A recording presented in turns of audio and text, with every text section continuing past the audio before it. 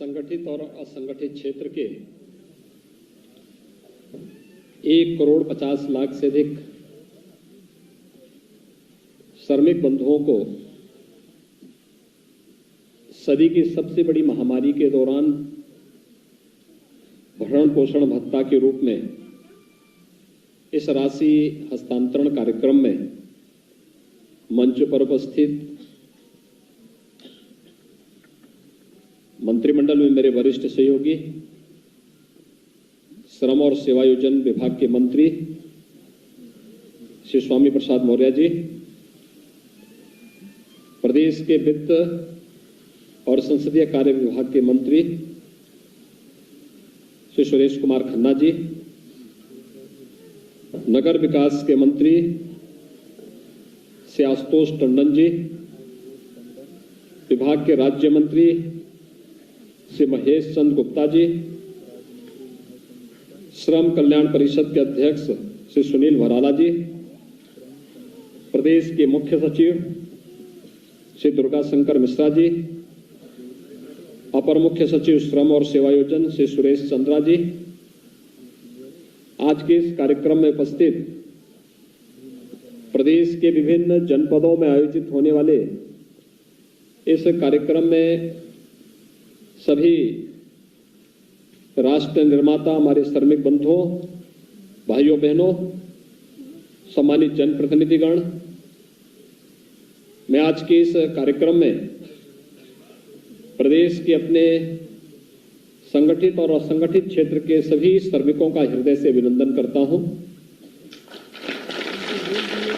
आज का दिन अत्यंत महत्वपूर्ण है और महत्वपूर्ण इसलिए क्योंकि पहली बार श्रमिकों के बारे में चिंता करने वाली सरकार है। चाहे वह केंद्र में मोदी जी के नेतृत्व की सरकार हो या प्रदेश की सरकार, निरंतर आपके हितों को संरक्षण देने के लिए पूरी प्रतिबद्धता के साथ कार्य कर रही है। भाइयों बहनों, आपने देखा होगा 2017 के पहले श्रमिक शोषण का शिकार होता था, शासन की किसी भी योजना का लाभ नहीं पाता था, न उसके पास राशन कार्ड होता था, न उसके पास कोई ठिकाना होता था। अगर मकान जैसे तैसे बना भी दिया तो बिजली का कनेक्शन नहीं मिल पाता था। बरसात में कई कई दिनों तक भूखों रहने के लिए मजबूर रहना पड़ता था क्योंकि इसके बाद रसोई गैस के कनेक्शन नहीं थे। कोई बीमार हो गया तो ये मान लिया जाता था कि अब तो अंतिम गति तय है क्योंकि स्वास्थ्य की कोई उचित व्यवस्था नहीं थी।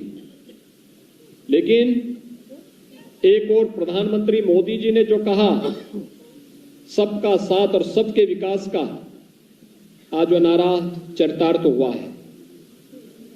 हर गरीब को मकान देंगे, हर गरीब को शौचालय देंगे, हर गरीब के घर में विद्युत का निःशुल्क कनेक्शन उपलब्ध करवाएंगे, हर गरीब को निःशुल्क रसोई गैस का कनेक्शन उपलब्ध करवाएंगे, हर गरीब को प्रदेश के अंदर हर गरीब को हम लोग स्वास्थ्य बीमा का कवर उपलब्ध करवाएंगे।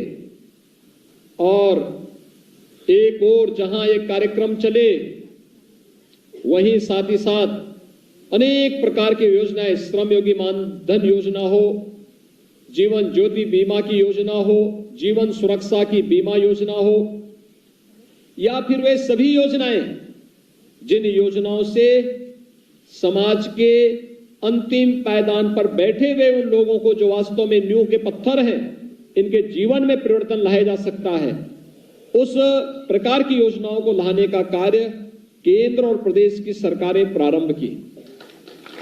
आपने देखा होगा पहले श्रमिकों के बच्चों के लिए पहले पढ़ाई की व्यवस्था नहीं होती थी। वो बेसिक शिक्षा परिषद के स्कूल में भेजते थे, स्कूल में अपने बच्चों को। स्कूल में भवन है तो शिक्षक नहीं, शिक्षक है तो भवन नहीं, और अगर दोनों है भी तो पेयजल की व्यवस्था नहीं, टॉयलेट की व्यवस्था नहीं, मिड डे मील नहीं मिल पाता था, बच्चों के लिए यूनिफॉर्म नहीं मिल पाता था। 2017 में जब हमारी सरकार आई, हम लोगों ने प्रदेश के अंदर सभी 1,56,000 बेसिक शिक्षा परिषद के स्कूलों में अच्छी व्यवस्था दी, शिक्षक भी दिए, भवन भी दिए, बालक और बालिकाओं के लिए अलग अलग टॉयलेट भी दिए, पेयजल की व्यवस्था भी दी, बच्चों के लिए 2 यूनिफॉर्म, बैग, बुक्स, जूते, मोजे, स्वेटर, ये सभी उपलब्ध करवाने का कार्य जहां प्रदेश के अंदर किया गया, वहीं साथ ही साथ श्रमिकों के बच्चों के लिए एक व्यवस्था बनाई गई कि हर कमिश्नरी मुख्यालय पर हम अटल आवासीय विद्यालय बनाएंगे। अटल आवासीय विद्यालय के माध्यम से जो श्रमिक खाना बदोश की तरह घूमता है, आज लखनऊ में है, अगले दिन अयोध्या में, चौथे महीने वहां से गोरखपुर चला गया, फिर 8वें महीने काशी चला गया, काम कर रहे हैं, काम पूरा हुआ, फिर वो अगले यात्रा पे निकल पड़ता था और उसके कारण उसके बच्चे नहीं पढ़ पाते थे। अब सरकार ने तय किया है कि ये निर्माण का कार्य करेंगे और बच्चों को पढ़ाने, अत्याधुनिक सुविधाओं से युक्त स्कूलों में पढ़ाने का कार्य सरकार करेगी। अटल आवासीय विद्यालय पूरे प्रदेश के अंदर सभी कमिश्नरी मुख्यालय में इसीलिए स्थापित किए जा रहे हैं। हमारा प्रयास है कि इस सत्र में हम उन विद्यालयों को प्रारंभ कर सके। पहले गरीब कन्याओं की शादी के लिए शादी ब्याह की व्यवस्था नहीं थी।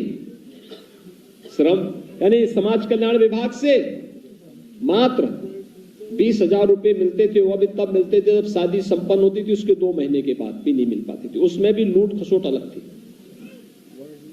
क्योंकि जैसी पिछली सरकार की मंशा थी वैसे उसके परिणाम भी थे। अगर 20,000 रुपया मिलना था तो उस बेचारे तक 10,000 भी नहीं पहुंच पाता था। लेकिन हमारी सरकार आई, हम लोगों ने कहा नहीं, इस राशि को बढ़ाया जाना चाहिए। और भाइयों बहनों, हम लोगों ने मुख्यमंत्री सामूहिक विवाह की योजना लागू की। कोई भी कन्या, गरीब कन्या कोई भी है, उसके शादी ब्याह की जिम्मेदारी सरकार उठाएगी। 51,000 रुपए हम गरीब कन्या की शादी के लिए देते हैं। और श्रम विभाग ने तो गरीब कन्याओं की शादी के लिए 75,000 रुपए तक की राशि देना प्रारंभ किया। कई जगह में स्वामी प्रसाद मौर्य जी ने कई जगह कार्यक्रम आयोजित किए जिसमें मुझे जाने का अवसर प्राप्त हुआ था।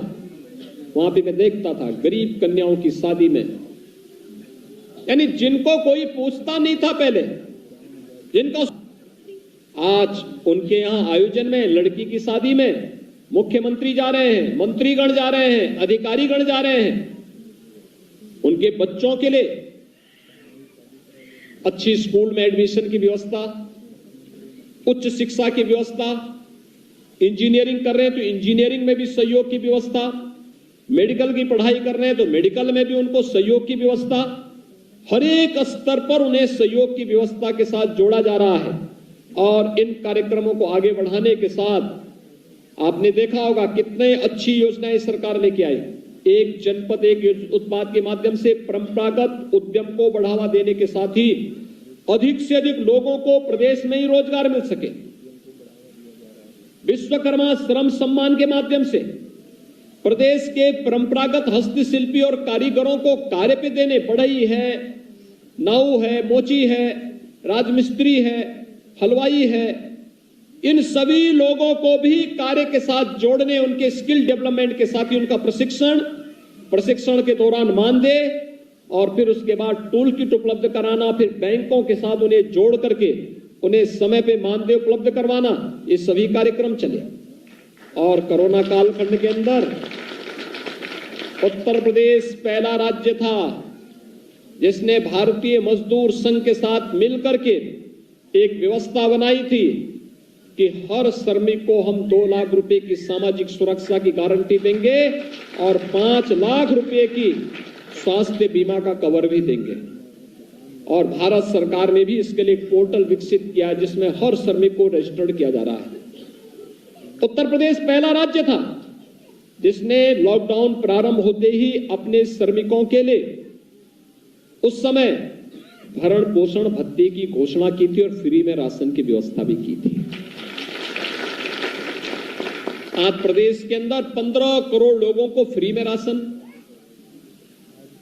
आज प्रदेश के अंदर श्रमिकों को भरण पोषण भत्ता, 54 लाख लोग परिवारों को उस समय भरण पोषण भत्ता हम लोगों ने कोरोना के दौरान दिया। और इसके साथ ही प्रदेश के अंदर जो 40 लाख कामगार और श्रमिक आए थे, लोग सोचते थे क्या करेंगे। हमने कहा उत्तर प्रदेश इतना बड़ा है, ये 40 लाख लोग उत्तर प्रदेश के ही हैं, उत्तर प्रदेश में ही कार्य करेंगे और उत्तर प्रदेश इनके कार्य करने से समृद्ध होगा। उत्तर प्रदेश पर ये बोझा नहीं, बल्कि उत्तर प्रदेश की उपलब्धि है कि अपने जो लोग अपने घर में वापस आए हैं उनको घर में ही हम काम दे देंगे। लेकिन जिन राज्यों को छोड़ करके जाएंगे, जिन लोगों ने इनको उपेक्षित किया, प्रताड़ित किया, भगाया है, आप देखना वहां पर समस्या खड़ी होगी। और हुआ ही वही। जिन राज्यों ने उनके साथ दुर्व्यवहार किया, आज वहां उद्योग धंधे बंद हो गए, लेकिन उत्तर प्रदेश में चालू हो गए। उत्तर प्रदेश में नए नए उद्योग चालू हो रहे हैं, क्योंकि स्किल जो हमारा था ये हमारे पास वापस आया। उत्तर प्रदेश के अंदर उन्होंने अपना योगदान देना प्रारंभ किया और आज वह कार्यक्रम आगे बढ़ रहा है। भाइयों बहनों, पहली और द्वितीय लहर के दौरान प्रदेश सरकार ने फ्री में राशन की व्यवस्था, केंद्र सरकार ने भी फ्री में राशन की व्यवस्था की, फ्री में टेस्ट, फ्री में उपचार, फ्री में अन्न योजना और फ्री में वैक्सीन, सबको वैक्सीन प्रधानमंत्री मोदी जी ने सबको दे दिया। आज तो 15 से 18 वर्ष के बच्चों को भी वैक्सीन लगनी प्रारंभ हो गई। मैं स्वयं भी एक सेंटर में गया था। कितना उत्साह है हमारे बच्चों में, 15 से 18 साल के नवयुवकों में कितना उत्साह है। हर व्यक्ति उत्साह, बालक बालिकाएं लाइन में खड़ी थी, बैठी हुई थी। मैं गया उनके मिलने के लिए, उन्होंने कहा नहीं हम भी वैक्सीन लेना चाहते हैं। मैंने कहा वैक्सीन? उन्होंने कहा एक कोरोना कवच है, कोरोना से सुरक्षा कवच है, और एक कोरोना कवच देश की कोरोना के खिलाफ लड़ाई में भी मदद कर सकता है। और इसलिए हम लोग इस लड़ाई में सहभागी बनने के लिए आए हैं। और भाइयों बहनों, आज से कार्यक्रम प्रारंभ हुआ है। मैं आप सबसे अपील करूंगा, जिन लोगों ने वैक्सीन लिया है वो अच्छा काम किया, जिन्होंने अभी तक नहीं लिया है उनको बोलेंगे कि कोरोना का वैक्सीन जरूर ले लेंगे। ये कोरोना से उन्हें एक सुरक्षा कवच देगा और कोरोना का वायरस अब कमजोर पड़ रहा है, धीरे धीरे समाप्त हो जाएगा। लेकिन आपके पास अगर वैक्सीन लेकर के एक सुरक्षा कवच है तो यह न केवल कोरोना में बल्कि हो सकता है कि अन्य विषाणु जनित बीमारियों में भी यह सुरक्षा का काम कर सकता है। और इस दृष्टि से हमें इसको समय से ले लेना चाहिए।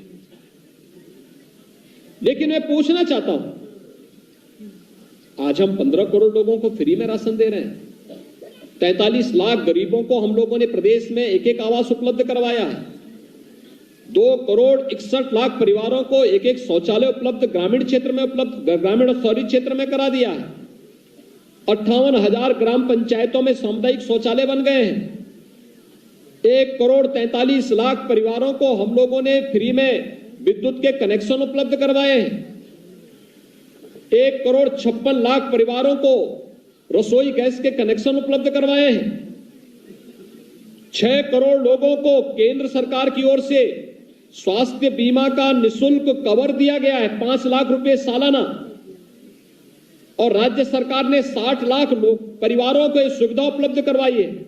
60 लाख का मतलब 3 करोड़ लोगों को राज्य सरकार के स्तर पर हम लोगों ने सुविधा उपलब्ध करवाई है। भाइयों बहनों, प्रदेश वही, प्रशासन वही, सरकार बदलने से कितना परिवर्तन होता है, और होता भी क्यों नहीं, क्योंकि पहले गरीबों का यही पैसा बड़े बड़े उन नेताओं के घरों को भरता था जो आज जेसीबी चला करके निकाला जा रहा है। नोट की गड्डियों को निकलते हुए आपने देखा होगा। और अब तो जो लोग लूट मचाए थे वे स्वीकार भी कर रहे हैं और कह रहे हैं कि पैसा हमें मौका मिला था तो हमने कर दिया। और कह रहे हैं कि अब चुनाव आयोग हस्तक्षेप करे, ये छापेमारी नहीं होगी तो फिर चुनाव के बाद में करना। यानी चीजें दिखाती हैं कि चोर की दाढ़ी में तिनका। ये चीजें दिखाती हैं गरीबों को लूटते थे, श्रमिकों के अकाउंट पर डकैती डालते थे, विकास के कार्य में बाधक बनते थे, प्रदेश के विकास को आगे नहीं बढ़ने देते थे। और आज प्रदेश विकास के साथ तेजी के साथ आगे भी बढ़ रहा है, लेकिन साथ साथ हर गरीब को, हर गांव को विकास की योजनाओं के साथ जोड़ रहा है। और आज ये वही योजना है जिसमें 3,81,00,000 कामगार और श्रमिकों को हम लोग इस योजना के साथ जोड़ रहे हैं। लेकिन चूंकि अभी 1,50,00,000 कामगार और श्रमिकों के अकाउंट की वेरीफाई ही कर पाए हैं, इसलिए उनको हम लोगों ने तय किया कि कोरोना की थर्ड वेव की जो आशंका व्यक्त की जा रही है, यद्यपि खतरनाक नहीं है, लेकिन फिर भी सतर्कता की दृष्टि से कि अगर कोई फ्री में राशन दिया जा रहा है, राशन के साथ दाल भी उनको उपलब्ध करवाया जा रहा है, खाद्य तेल भी उपलब्ध करवा रहे हैं, अंत्योदय परिवारों को 1 किलो चीनी, 1 किलो नमक भी उपलब्ध करवाया जा रहा है। लेकिन फिर भी सतर्कता की दृष्टि से अगर कहीं कोई ऐसी स्थिति आती है, उन स्थितियों में कोई भूखों न मरे, किसी के सामने भूखमरी की स्थिति न पैदा हो, इस दृष्टि से सरकार की जिम्मेदारी बनती थी कि हम इस दिशा में प्रयास करें। और आज इसीलिए सरकार ने तय किया है कि अगले 4 महीने तक हर महीने 500 रुपए भरण पोषण भत्ता इन 3,81,00,000 परिवारों को उपलब्ध करवाने का कार्य राज्य सरकार अलग से उपलब्ध करवाएगी, जिसमें पहली 2 किस्त 1.5 करोड़ श्रमिक और कामगारों की आज यहां पर जारी कर दी गई। ये उनके खाते में पैसा पहुंच गया और पैसा पहुंचने के साथ ही उन लोगों के पास अगले 2 महीने के लिए मानदेय भरण पोषण भत्ता उपलब्ध कराया जा चुका है। बाकी लोगों का वेरीफाई करने के साथ ही जैसे उसको वहां से बैंकों के साथ हम इसको जोड़ेंगे, बाकी लोगों का भी पैसा धीरे धीरे करके अब उनके खाते में जाता हुआ दिखाई देगा। लेकिन भाइयों बहनों, कोरोना के खिलाफ इस लड़ाई को आगे बढ़ाने में आप सब ने योगदान दिया है और सरकार इसीलिए इसमें जो श्रमिक आए हैं, एक तो रजिस्टर्ड श्रमिक हैं, जो निर्माण श्रमिक हैं, वो बीओसी बोर्ड के माध्यम से उन्हें एक राशि उपलब्ध करवाई जा रही है। लेकिन साथ साथ असंगठित क्षेत्र के वे तमाम लोग हैं जिसमें ठेला है, खोमचा है, रेड़ी है, कुली है, पल्लेदार है, नाविक है, मनरेगा मजदूर है, खेतीहर मजदूर है, वे तमाम लोग हैं जो डेली कमाते हैं और फिर अपना भरण पोषण उसके माध्यम से प्राप्त करते हैं। और मुझे लगता है इस कार्यक्रम को आगे बढ़ाने के साथ इसके साथ सफाई कर्मियों को भी इसके साथ जोड़ना चाहिए, क्योंकि सफाई कर्मी फ्रंट लाइनर है। अगर उन्हें कहीं से सुविधा नहीं मिल पा रही है तो उन्हें भी इस सुविधा के साथ जोड़ा जाना चाहिए, क्योंकि उन्होंने कोरोना कालखंड में स्वच्छता अभियान में बेहतरीन उपलब्धि हासिल की है। उनको भी इस अभियान के साथ जोड़ने का कार्य करेंगे। और मैं आज के इस अवसर पर अपने सभी संगठित असंगठित क्षेत्र के श्रमिकों को इस बात के लिए आश्वस्त करता हूं, सरकार उनके हितों के लिए पूरी तरह प्रतिबद्ध है और उन्हें न केवल उनके जीवन और जीविका को बचाने का कार्य करेगी, बल्कि उनके उज्जवल भविष्य को और उनके बच्चों के उज्जवल भविष्य बनाने के लिए भी पूरी प्रतिबद्धता के साथ कार्य करेगी। मैं एक बार फिर से आज के इस अवसर पर आप सभी को ये भरण पोषण भत्ता उपलब्ध होने के लिए हृदय से बधाई देता हूं, अपनी शुभकामनाएं देता हूं और विश्वास व्यक्त करता हूं कि कोरोना की इस लड़ाई में आप सभी मिलकर के अपना योगदान देंगे और कोरोना हारेगा, ये देश जीतेगा। इस विश्वास के साथ हम सब मिलकर के आगे बढ़ेंगे। आप सबके प्रति मेरी शुभकामनाएं। धन्यवाद। जय हिंद।